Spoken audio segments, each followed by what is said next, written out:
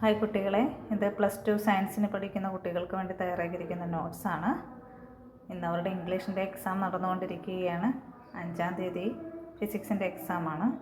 അപ്പോൾ ഫിസിക്സ് ഒട്ടും പഠിക്കാൻ പറ്റാത്ത കുഞ്ഞുങ്ങൾക്ക്, വളരെയധികം ബുദ്ധിമുട്ടായിട്ട് തോന്നുന്ന കുട്ടികൾക്ക് വേണ്ടി മാത്രം തയ്യാറാക്കിയിരിക്കുന്നൊരു നോട്ട്സാണ്. ഫുൾ A+കാരും ഫിസിക്സ് നന്നായിട്ട് പഠിക്കാൻ ഇഷ്ടമുള്ള കുട്ടികളും ഈ വീഡിയോ സ്കിപ്പ് ചെയ്യാം. അവർ പോയിരുന്ന ഈ സമയത്ത് നന്നായിട്ട് പഠിക്കട്ടെ. ഇത് ഒട്ടും പഠിക്കാൻ പറ്റാത്ത കുഞ്ഞുങ്ങൾക്ക് വേണ്ടി മാത്രം തയ്യാറാക്കിയിരിക്കുന്ന ഒരു ഷോർട്ടായിട്ടുള്ള നോട്ട്സാണ്. ഒരു ദിവസം കൊണ്ട് എങ്ങനെയെല്ലാം ഓർത്തിരിക്കാം, അതിനുവേണ്ടി മാത്രം തയ്യാറാക്കിയിരിക്കുന്ന നോട്ട്സാണ്. നിങ്ങൾക്കെല്ലാവർക്കും എൻ്റെ വീഡിയോ ഇഷ്ടമാകുന്നുണ്ടെങ്കിൽ ലൈക്ക് ചെയ്യാനും സബ്സ്ക്രൈബ് ചെയ്യാനും മറക്കരുത്. നമുക്ക് ക്ലാസ്സിലേക്ക് കിടക്കാം. ഇലക്ട്രോസ്റ്റാറ്റിക്സ് മുതൽ മാഗ്നറ്റിസം ആൻഡ് മാറ്റർ വരെയുള്ള ചാപ്റ്റേഴ്സിലെ ഷോർട്ട് ക്വസ്റ്റ്യൻസ്, ഇതേപോലെയുള്ള ഫോർമുലാസ് എല്ലാം ഞാനിതിന് മുന്നേയുള്ള വീഡിയോസിൽ ഇട്ടിട്ടുണ്ട്. ഇനി ഇലക്ട്രോമാഗ്നറ്റിക് ഇൻഡക്ഷൻ മുതലാണ് നമ്മളിവിടെ ചർച്ച ചെയ്യാൻ പോകുന്നത്. 67ാമത്തെ നോക്കുക. മാഗ്നറ്റിക് ഫ്ലക്സ് എന്താണെന്ന് ചോദിക്കുകയാണെങ്കിൽ ആ ഒരു ഇക്വേഷൻ ഒന്ന് ഓർത്ത് വയ്ക്കുക. 5B = σB.dA. ഇവിടെ B എന്ന് പറഞ്ഞാൽ മാഗ്നറ്റിക് ഇൻഡക്ഷനാണ്, ഫൈ എന്ന് പറഞ്ഞാൽ മാഗ്നറ്റിക് ഫ്ലക്സ്. ഇത്ര ഓർത്ത് വയ്ക്കുക.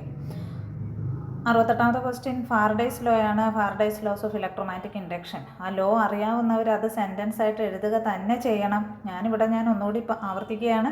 ഇത് ഒന്നും അറിയാൻ വയ്യാത്ത കുട്ടികൾക്ക് വേണ്ടിയിട്ടുള്ള നോട്ട്സാണ്. Faraday's laws of electromagnetic induction അറിയാവുന്നവർ ആ ലോ എഴുതുക തന്നെ വേണം. അല്ലാത്തവർ ഇതെങ്കിലും ഒന്ന് പഠിച്ചു വയ്ക്കുക. E = dϕ/dt. E എന്ന് പറഞ്ഞാൽ ഇൻഡ്യൂസ്ഡ് EMF, ഫൈ എന്ന് പറഞ്ഞാൽ മാഗ്നറ്റിക് ഫ്ലക്സ്. അറിയാവുന്നവർ ലോ എഴുതണം കേട്ടോ. 69ാമത്തെ question lens law. Lens law എന്ന് പറയുമ്പോഴേക്കും അതിൻ്റെ ഒരു ഡയറക്ഷൻ കാണിക്കുകയാണ്. E = -dϕ/dt. അറിയാൻ വയ്യാത്തവർ ഇത് മാത്രം എഴുതുക, അറിയാവുന്നവർ ആ ലോ എഴുതണം. ഇനി motional electromotive force. Electromotive force ഉണ്ട്. ഇത് മോഷണൽ ഇലക്ട്രോമോട്ടീവ് ഫോഴ്സിൻ്റെ ഇക്വേഷൻ E = BLV. ആ ഇക്വേഷൻ ഓർത്ത് വയ്ക്കുക. E = BLV. 71ാമത്തെ question energy of an inductor. ഇൻഡക്ടറിൻ്റെ എനർജിയുടെ ഇക്വേഷൻ E = ½ Li². അങ്ങനെ പഠിച്ചു വയ്ക്കുക. L എന്ന് പറഞ്ഞാൽ ഇൻഡക്റ്റൻസ് ആണ്, I കറണ്ടാണ്. ആ ഇക്വേഷൻ ഓർത്ത് വയ്ക്കുക. ഇനി AC voltage applied to a resistor only. Resistor മാത്രമുള്ളൊരു സർക്യൂട്ടിലേക്ക് AC കൊടുത്താൽ ഇവിടെ പഠിച്ചു വയ്ക്കണം. E എന്ന് പറഞ്ഞാൽ എന്താണ്? അപ്ലൈഡ് വോൾട്ടേജ് ആണ്. E = E0 sin ωt, I = I0 sin ωt. ഇവിടെയും sin ωt, ഇവിടെയും sin ωt. രണ്ടുപേരും ഒരേ ഫേസിലാണ്, ഇൻ ഫേസ്. ഈ ഗ്രാഫും പഠിക്കണം, ഇക്വേഷൻ പഠിക്കണം, വരയ്ക്കാനുള്ളത് ഓർത്ത് വയ്ക്കണം. ഈ കാര്യം ഈ ചുമന്ന മഷി കൊണ്ട് എഴുതിയിരിക്കുന്നതും പഠിച്ച് എഴുതിയിരിക്കണം. ഞാനീ പറഞ്ഞിരിക്കുന്ന അത്രയും കാര്യങ്ങൾ എഴുതി വെച്ചേക്കണം.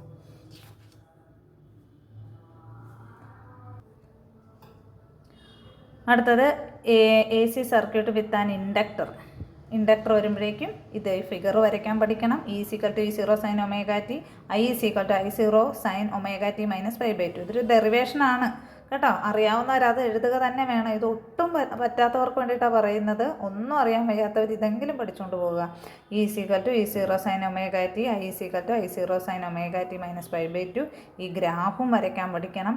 താഴെ എഴുതിയിരിക്കുന്ന കാര്യങ്ങളും കൃത്യമായിട്ട് എഴുതുക. Current I lags behind voltage by a phase angle of π/2. Current lag voltage by π/2. അത്രയും ഓർത്ത് വയ്ക്കും. അടുത്തത് AC voltage applied to a capacitor. കപ്പാസിറ്ററിൻ്റെ ഇത് ഇപ്രാവശ്യം നമ്മുടെ മോഡൽ എക്സാമിന് ചോദിച്ചതാണ്. എന്നാലും ഒന്ന് വായിച്ച് നോക്കുക. ഇവിടെ E0 sin ωt, ഇവിടെ I = I0 sin ωt + π/2. Current lead voltage by π/2 ഓർത്ത് വയ്ക്കാം.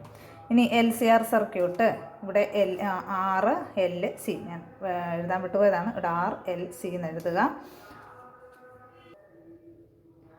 E = E0 sin ωt, I = ഇതെങ്ങനെയാണെന്നെങ്കിലും ഒന്ന് പഠിച്ചു വയ്ക്കുക. E0 / √R² + ωL - ωc². പഠിച്ചു വയ്ക്കാം. അടുത്തത് 76ാമത്തത് power in an AC circuit.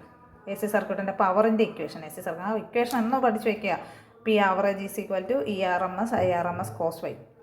ഓർത്ത് വയ്ക്കുക. ഇനി ട്രാൻസ്ഫോമർ പറ്റി ചോദിക്കുകയാണെങ്കിൽ ഈ രണ്ട് ഫിഗർ ആദ്യം വരച്ച് വയ്ക്കുക. സ്റ്റെപ്പ് അപ്പ് ട്രാൻസ്ഫോമറിൻ്റെ പ്രത്യേകത പ്രൈമറിയിലെ ചുറ്റുകളുടെ എണ്ണം കുറവ്, സെക്കൻഡറിയിലെ ചുറ്റുകളുടെ എണ്ണം കൂടുതലാണ് സ്റ്റെപ്പ് അപ്പ് ട്രാൻസ്ഫോമറിന്. സ്റ്റെപ്പ് ഡൗൺ ആണെങ്കിൽ പ്രൈമറിയിലെ ചുറ്റുകളുടെ എണ്ണം കൂടുതൽ, സെക്കൻഡറിയിലെ ചുറ്റുകളുടെ എണ്ണം കുറവ്. ഇക്വേഷൻ VS/VP = NS/NP = IP/IS പഠിച്ച് വയ്ക്കുക. ഇവിടെ ഓരോന്നും എടുത്ത് വെച്ചിട്ടുണ്ട്. VP എന്താണ്, VS എന്താണ്, NP NS എത്രയെങ്കിലും എഴുതി വെക്കണം. പിന്നെ ട്രാൻസ്ഫോമറിൻ്റെ എഫിഷ്യൻസി എന്ന് പറഞ്ഞാൽ ഔട്ട്പുട്ട് പവർ ബൈ ഇൻപുട്ട് പവറാണ്. ഔട്ട്പുട്ട് പവർ എന്ന് പറഞ്ഞാൽ V2/I2 അല്ലെങ്കിൽ VS/IS എന്ന് അങ്ങനെയെങ്കിലും കൊടുക്കാം, divided by V1/I1. Okay.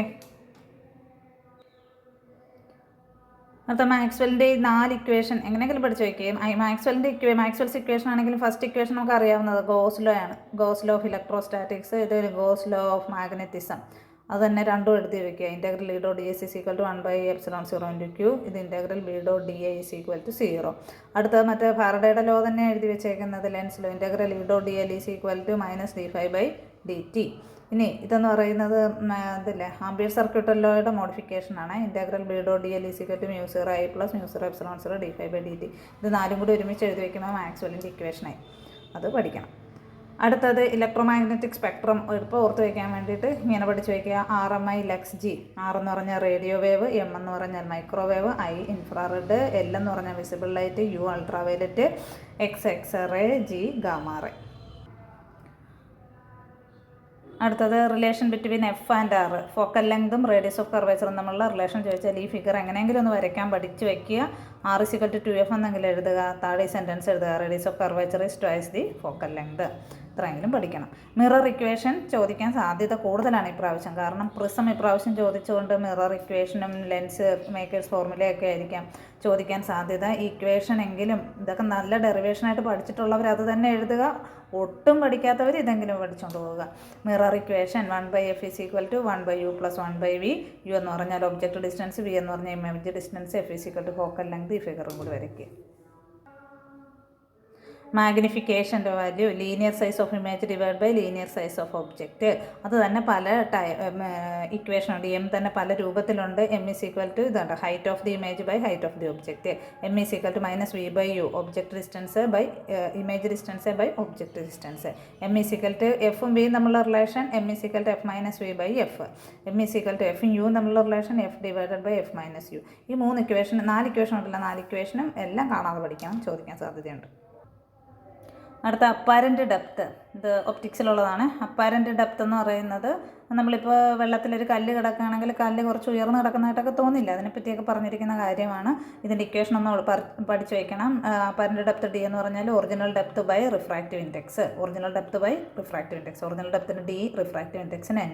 Apparent depth D = D/N ഓർത്ത് വയ്ക്കുക. എലിവേഷൻ എന്തുമാത്രമാണ് ഉയർന്നു നിൽക്കുന്നത്? D - D ആണ്. അത് = D × 1 - 1/N പഠിച്ചു വയ്ക്കുക. ലെൻസ് മേക്കേഴ്സ് ഫോർമുല വലിയ ഡെറിവേഷനാണ്. അതൊക്കെ നന്നായിട്ട് പഠിച്ചിരിക്കേണ്ടതാണ്. ഇപ്പോൾ ഒട്ടും പറ്റാത്തവർ ഇതൊന്നും ഓർത്ത് വയ്ക്കുക. Lens makers formula 1/F = n - 1 × 1/R1 - 1/R2. ഇനി അടുത്തത് ഈ R1 എന്ന് പറഞ്ഞാൽ ലെൻസിന് 2 സർഫസാണ് ഉള്ളത്. ആദ്യത്തെ സർഫസിൻ്റെ റേഡിയസ് ഓഫ് കർവേച്ചർ, രണ്ടാമത്തെ സർഫസിൻ്റെ റേഡിയസ് ഓഫ് കർവേച്ചർ. പവർ എന്ന് പറഞ്ഞാൽ റെസിപ്രോക്കൽ ഓഫ് ഫോക്കൽ ലെങ്ത് ആണ്. P = 1/F unit dioptre. Prism ഇപ്രാവശ്യം മോഡൽ എക്സാമിന് ചോദിച്ചതാണ്. എന്നാലും ഇക്വേഷൻ ഒന്ന് ഓർത്ത് വയ്ക്കുക. sin A + D/2 sin A/2. A എന്ന് പറഞ്ഞാൽ angle of the prism, D എന്ന് പറഞ്ഞാൽ ഡീവിയേഷൻ, മിനിമം ഡീവിയേഷൻ. ഇനി ബാൻഡ് വിഡ്ത്തിൻ്റെ ഇക്വേഷൻ പഠിച്ചു വയ്ക്കുക. B = λd/d. അതിൽ ഓരോന്നും എടുത്ത് എഴുതിയിട്ടുണ്ട്. ലാംഡ എന്ന് പറഞ്ഞാൽ വേവ് ലെങ്ത്, D എന്ന് പറഞ്ഞാൽ distance between slit and screen, small d എന്ന് പറഞ്ഞാൽ distance between slits, beta bandwidth. ഇത്രയെങ്കിലും പഠിച്ചു വയ്ക്കണേ. Resolving power of telescope, resolving power of മൈക്രോസ്കോപ്പിൽ ഏതെങ്കിലും ഒന്ന് ഇപ്രാവശ്യം പരീക്ഷയ്ക്ക് ചോദിക്കാം. റിസോൾവിംഗ് പവർ ഓഫ് ടെലസ്കോപ്പിൻ്റെ ഇക്വേഷൻ പഠിച്ചു വയ്ക്കണം. 1/d θ = A/1.22 lambda. കാണാതെ പഠിച്ചു വയ്ക്കുക. d θ എന്ന് പറഞ്ഞാൽ സ്മോളസ്റ്റ് ആംഗുലാർ സെപ്പറേഷൻ, ലാംഡ എന്ന് പറഞ്ഞാൽ വേവ് ലെങ്ത്, A എന്ന് പറഞ്ഞാൽ അപ്പർച്ചർ ഓഫ് ദി ഒബ്ജക്റ്റ്. പഠിക്കുക. Resolving power of microscope 1/d minimum എന്ന് പറഞ്ഞാൽ 2n sin β / 1.22 ലാംഡ. ബീറ്റ എന്ന് പറഞ്ഞാൽ ന്യൂമറിക്കൽ അപ്പർച്ചറാണ്, n എന്ന് പറഞ്ഞാൽ refractive index, lambda wave length, D എന്ന് പറഞ്ഞാൽ D മിനിമം എന്ന് പറഞ്ഞാൽ മിനിമം സെപ്പറേഷൻ. കാണാതെ ഒരു ദിവസത്തേക്കെങ്കിലും എങ്ങനെയെങ്കിലും ഒന്ന് ഓർത്ത് വയ്ക്കുക. ഇതിലേതെങ്കിലും ഒന്ന് പ്രതീക്ഷിക്കാം. Malus law I=I0 cos square theta എന്ന് ഓർത്ത് വയ്ക്കുക. ആ ഇക്വേഷൻ എഴുതി വയ്ക്കുക. I0 എന്ന് പറഞ്ഞാൽ intensity of polarised light through first polaroid. Intensity of polarised light through first polaroid. Theta എന്ന് പറഞ്ഞാൽ angle between the axis of polaroid. I എന്ന് പറഞ്ഞാൽ intensity of light through second polaroids. Equation ഇത്രയും പഠിച്ച് വയ്ക്കുക. ഇനി ഐൻസ്റ്റീൻ്റെ ഫോട്ടോ ഇലക്ട്രിക് ഇക്വേഷൻ തീർച്ചയായിട്ടും ചോദിക്കാം. Hν = φ0 + ½ mv². അതിൽ φ0 എന്ന് പറഞ്ഞാൽ വർക്ക് ഫംഗ്ഷൻ. φ0യ്ക്ക് ഒരു വാല്യൂ ഉണ്ട് Hν മിനിമം. ന്യൂ മിനിമം എന്ന് പറഞ്ഞാൽ ത്രെഷോൾഡ് ഫ്രീക്വൻസി. അടുത്ത ക്വസ്റ്റ്യൻ ഡി ബ്രോളീസ് വേവ് ലെങ്ത്. അതും പഠിച്ച് വയ്ക്കുക. λ = h/p, λ = h/mv. 94ാമത്തെ ക്വസ്റ്റ്യൻ ഇലക്ട്രോണിൻ്റെ കൈനറ്റിക് എനർജിയുടെ ഇക്വേഷൻ ഇങ്ങനെ ഓർത്ത് വയ്ക്കുക. T² / 8πε0r. പൊട്ടൻഷ്യൽ എനർജിയുടെ എന്ന് പറഞ്ഞാൽ -E² / 4πε0r. ഇവിടെ 8πε0r, ഇവിടെ 4πε0r. ഇനി ടോട്ടൽ എനർജി ഓഫ് ഇലക്ട്രോൺ എന്ന് പറഞ്ഞാൽ ഈ കൈനറ്റിക് എനർജിയുടെ തന്നെ വാല്യൂ അതിന് മുകളിൽ നേരെ മൈനസും കൂടി ഇട്ട് വെച്ചാൽ മതി. അങ്ങനെ ഓർത്ത് വയ്ക്കുക. ചോദിക്കാവുന്നതാണ് ഇത്. മൾട്ടിപ്പിൾ ചോയ്സിൽ എവിടെയെങ്കിലുമൊക്കെ ചോദിക്കാം. അറ്റോമിക് സ്പെക്ട്ര 2 തരത്തിലുണ്ട്. Emission Spectra, absorption Spectra. ഇനി സ്പെക്ട്രൽ സീരീസ് 5 നിങ്ങൾ കഴിഞ്ഞ വർഷം കെമിസ്ട്രിയിലൊക്കെ പഠിച്ചതാണ്. ഒന്ന് ഓർത്ത് വയ്ക്കുക. ഇക്വേഷൻ ഓർത്ത് വയ്ക്കുക. ലൈമാൻ സീരീസ് ആദ്യം പഠിക്കണേ. ലൈമാൻ സീരീസ് എന്ന് പറയുമ്പോൾ 1/r = r × 1/n² - 1/n². ഇവിടെ 1 വരും. ബാൽമർ സീരീസിനാണെങ്കിൽ 1ൻ്റെ സ്ഥാനത്ത് 2. പാസ്കലിനാണെങ്കിൽ 1ൻ്റെ ഇവിടെ 3 എഴുതണം. ബ്രാക്കറ്റിന് ഇവിടെ 4, ഫണ്ടിന് 5. ഒരേ ഇക്വേഷൻ തന്നെ, അത് ഒന്ന് ഓർത്ത് വയ്ക്കണം. ഇനി എനർജി, അറ്റോമിക് എനർജിയുടെ ഇക്വേഷൻ തീർച്ചയായിട്ടും അത് ഓർത്ത് വെച്ചേക്കുക. E = 13.6/n² electron volt. Ground സ്റ്റേറ്റിലെ എനർജി -13.6 ഇലക്ട്രോൺ വോൾട്ട്. ഇനി ന്യൂക്ലിയർ ഫിഷൻ എന്ന് പറഞ്ഞാൽ splitting of heavy nucleus into lighter nuclei. ഇനി ചെയിൻ റിയാക്ഷൻ എന്താണെന്ന് ചോദിച്ചാൽ ഞാൻ ഈ പറയുന്നതൊന്ന് കേട്ട് വയ്ക്കുക. എന്നിട്ട് നിങ്ങൾ സെൻറ്റൻസ് ആയിട്ട് എഴുതാൻ പറ്റുവാണെങ്കിൽ എഴുതുക. ഒരു ഫാസ്റ്റ് ന്യൂട്രോൺ ഒരു യുറേനിയം 235 വന്ന് ഇടിക്കുമ്പോഴേക്കും അത് 2ആയിട്ട് സ്പ്ലിറ്റ് ചെയ്യുന്നതിനൊപ്പം തന്നെ 3 ന്യൂട്രോൺസും കൂടി പുറത്തേക്ക് വരും. അതിൽ ഓരോ ന്യൂട്രോൺസും വന്ന് അടുത്ത ന്യൂക്ലിയസിനെ സ്പ്ലിറ്റ് ചെയ്ത ന്യൂക്ലിയസിൽ വന്ന് ഇടിക്കുമ്പോഴേക്കും ഇതേ പരിപാടി തന്നെ വീണ്ടും വീണ്ടും ഇങ്ങനെ ആവർത്തിച്ചുകൊണ്ടിരിക്കുക. അപ്പോൾ ഒരു സ്പ്ലിറ്റ് ചെയ്യുമ്പോഴേക്കും അവിടെ 3 ന്യൂട്രോൺസ് എക്സ്ട്രാ ഉണ്ടായിക്കൊണ്ടിരിക്കുക. അപ്പോൾ അങ്ങനെ കണ്ടിന്യൂസ് ആയിട്ട് ഈ സ്പ്ലിറ്റിംഗ് നടക്കുന്നതിനാണ് നമ്മൾ എന്തെന്ന് പറയുന്നത്, ചെയിൻ റിയാക്ഷൻ എന്ന് പറയുന്നത്. ഇനി ആറ്റം ബോംബ് എന്ന് പറഞ്ഞാൽ അൺകൺട്രോൾഡ് ചെയിൻ റിയാക്ഷനാണ് ആറ്റം ബോംബിലേക്ക് ഒരു ബോംബായിട്ട് മാറുന്നത്. അപ്പോൾ uncontrolled chain reaction causes violent explosion resulting in the release of tremendous energy in the form of heat and light. ഓർത്തേക്കും. ന്യൂക്ലിയർ റിയാക്ടർ വളരെ വളരെ ഇമ്പോർട്ടൻ്റ് ആണ് കേട്ടോ. ന്യൂക്ലിയർ റിയാക്ടർ ചോദിക്കാൻ സാധ്യതയുണ്ട്. ന്യൂക്ലിയർ റിയാക്ടർ തന്നെ 3 ടൈപ്പിലുണ്ട്. പവർ റിയാക്ടറുണ്ട്, റിസർച്ച് റിയാക്ടറുണ്ട്, പ്രൊഡക്ഷൻ റിയാക്ടറുണ്ട്. 3 ടൈപ്പിലുള്ളതുണ്ട്. ഇനി ഇതിൻ്റെ പാർട്സ് എല്ലാം പഠിച്ചു വയ്ക്കണം. ന്യൂക്ലിയർ റിയാക്ടറിൻ്റെ പാർട്സ് എന്തൊക്കെയാണ്? ഫ്യൂവലുണ്ട്, moderator, neutron source, control rod, cooling system, neutron reflector, radial shield. ഈ 7 പാർട്സാണ് ന്യൂക്ലിയർ റിയാക്ടറിനുള്ളത്. Fuel, moderator, neutron source, control rod, cooling system, neutron reflector, radial shield. ഇവിടെ ഫ്യൂവൽ എന്ന് പറയുന്നത് യുറേനിയം 235 ആണ് ഫ്യൂവല്. മോഡറേറ്ററായിട്ട് യൂസ് ചെയ്യുന്നത് ഹെവി വാട്ടറും ഗ്രാഫൈറ്റുമാണ്. അതിൻ്റെ സ്പീഡൊക്കെ കൺട്രോൾ ചെയ്യാൻ വേണ്ടിയിട്ട് heavy water, graphite. Neutron source എന്ന് പറയുന്നത് mixer of beryllium powder and plutonium. പ്ലൂട്ടോണിയത്തിന് പകരം റേഡിയവും യൂസ് ചെയ്യാറുണ്ട്. കൺട്രോൾ റോഡ് എന്ന് പറയുന്നത് കാഡ്മിയവും ബോറോണുമാണ്. കൂളിംഗ് സിസ്റ്റം എന്ന് പറയുന്നത് ഓർഡിനറി വാട്ടർ ആകാം, ഹെവി വാട്ടർ ആകാം, ലിക്വിഡ് സോഡിയം ആകാം. ന്യൂട്രോൺ റിഫ്ലക്ടർ ഉണ്ട്. റേഡിയൽ ഷീൽഡ് എന്ന് പറയുന്നത് 2.5 മീറ്റർ തിക്നെസ് ഉള്ള കോൺക്രീറ്റ് വാളാണ്. ഓക്കെ.